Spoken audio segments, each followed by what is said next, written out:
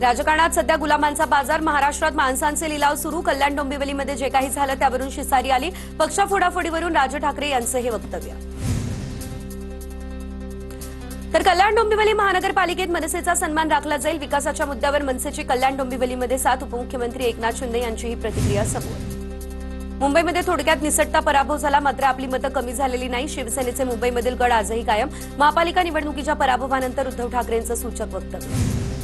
बाळासाहेबांना मानत असतील तर मुंबई महापौर पदासाठी शिंदेंनी उद्धव ठाकरेंना पाठिंबा द्यावा. चोरून घेऊन ते शिवसेनेचे मालक होऊ शकत नाही. भास्कर जाधव यांचं विधान. शिंदेंचा पाठिंबा घेण्याइतके वाईट दिवस आलेले नाही. भाजपा कोणत्याही स्थितीत महापौरपद सोडणार नाही. संजय राऊतांचं विधान. तर संजय राऊत मोठे आणि आम्ही छोटे कार्यकर्ते. उपमुख्यमंत्री शिंदेंचा टोला.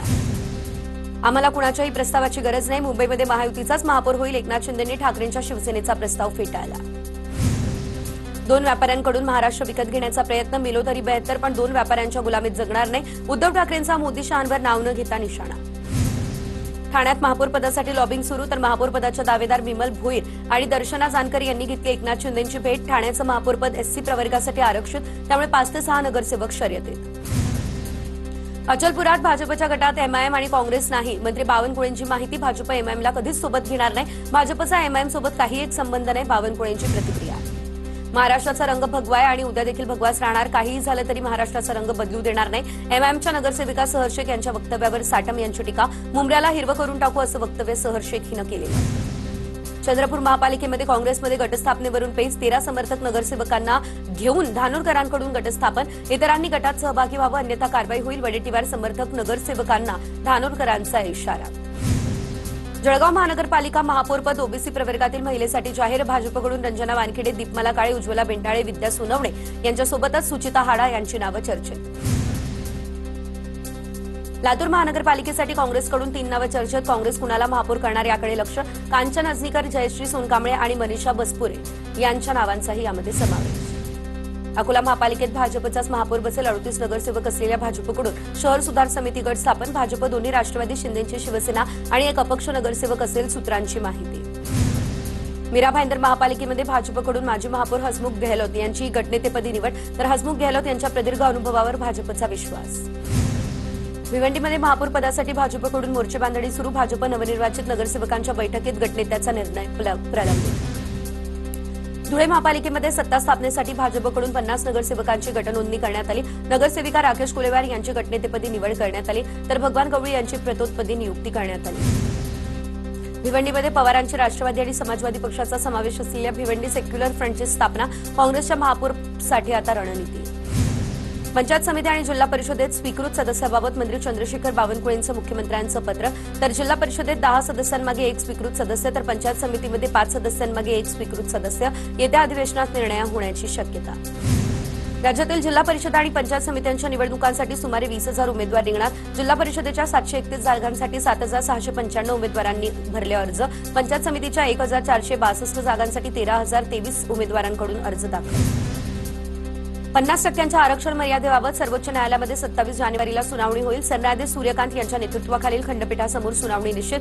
20 जिल्हा परिषद आणि 200हून अधिक पंचायत समित्यांचं भवितव्य ठरणार. सोलापूरच्या माढ्यात आमदार अभिजित पाटलांचा ठाकरेंच्या शिवसेनेला धक्का. ठाकरेंच्या जिल्हा परिषद उमेदवार पल्लवी पाटलांकडून उमेदवारी अर्ज मागे घेत पल्लवी पाटलांचा थेट शरद पवार यांच्या राष्ट्रवादीमध्ये प्रवेश. रत्नागिरीच्या हातखंबा जिल्हा परिषदेत शिंदेच्या शिवसेनेत बंडखोरी. तिकीट नाकारल्यानं माजी सदस्य परशुराम कदम यांच्याकडून अपक्ष अर्ज दाखल. खेड आळंदी विधानसभा मतदारसंघात शिंदेची शिवसेना आणि भाजप एकत्र. जिल्हा परिषदेसाठी दोन्ही राष्ट्रवादी एकत्र लढणार. ठाकरेंची शिवसेना स्वतंत्र लढणार, त्यामुळे निवडणुकीत रंगत. डोंबिवलीमधील तरुणीच्या इन्स्टाग्राम पोस्टमुळे मनसेमध्ये हलचल. परप्रांतीय फेरीवाल्यांवर कारवाई न करता आमच्यावर कारवाई करत असल्याची महिलेची तक्रार. इन्स्टाग्राम पोस्टची दखल घेत अविनाश जाधव डोंबिवलीमध्ये. मला एक टपरी द्या आणि त्याच्यावरती राज ठाकरे यांचा फोटो लावून द्या, तरुणीची मागणी. महाराष्ट्र सदन घोटाळा प्रकरणामध्ये मंत्री छगन भुजबळांना मोठा दिलासा. एसीबी नंतर आता ईडीच्या केसमध्ये भुजबळांची निर्दोष मुक्तता. इतरांचा अर्ज कोर्टाकडून मंजूर. सत्याचा आणि न्यायाचा विजय झाला. दिलासा मिळाल्यानंतर छगन भुजबळ यांची प्रतिक्रिया.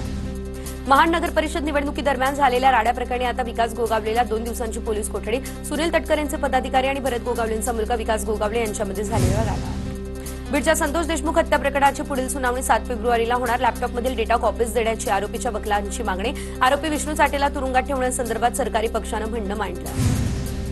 जळगावमध्ये जिल्हा उद्योग केंद्राच्या कार्यशाळेमध्ये मंत्री गुलाबराव पाटलांचा सन्मान. जळगाव एमआयडीसी D+ दर्जा मिळवून दिल्याबद्दल उद्योजकांकडून सन्मानपत्र देत गौरव. ओशिवरा परिसरामध्ये गोळीबार प्रकरणी अभिनेता कमाल आर खान ताब्यात. कमाल खानने स्वतः परवाना असलेल्या बंदुकीतून गोळीबार केल्याची प्राथमिक.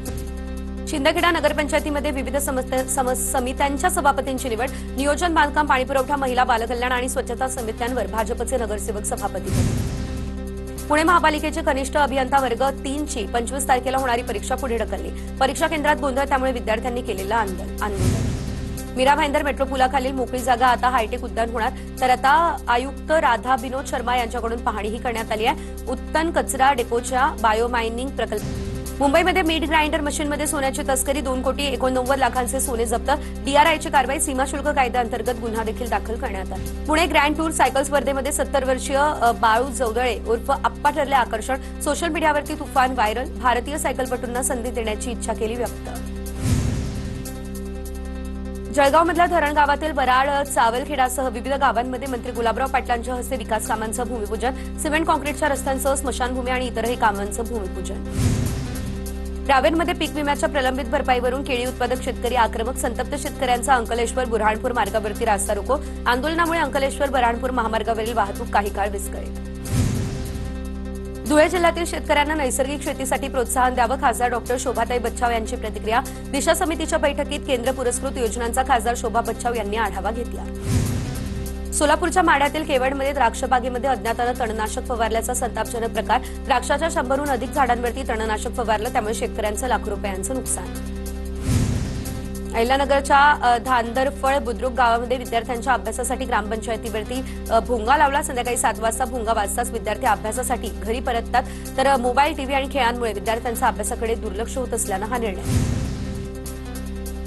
वाशिममधल्या पांथळा गावामध्ये ग्रामसभेदरम्यान गोंधळ. ग्रामविकास अधिकाऱ्यानं वार्षिक हिशोब न दिल्यानं गावातील नागरिक आक्रमक. ग्रामविकास अधिकाऱ्यांना धक्काबुक्की करत ग्रामसभेतून बाहेर काढले.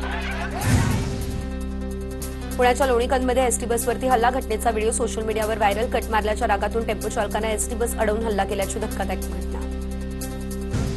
गोंदिया या ठिकाणी आरटीओकडून रस्ता सुरक्षा रॅलीचं आयोजन. हेल्मेट सीट बेल्टचा संदेश देत शहरातून रस्ता सुरक्षा रॅली काढण्यात आली. जनजागृती रॅलीमुळे नागरिकांमध्ये वाहतूक नियमांबाबत जनजागृती निर्माण.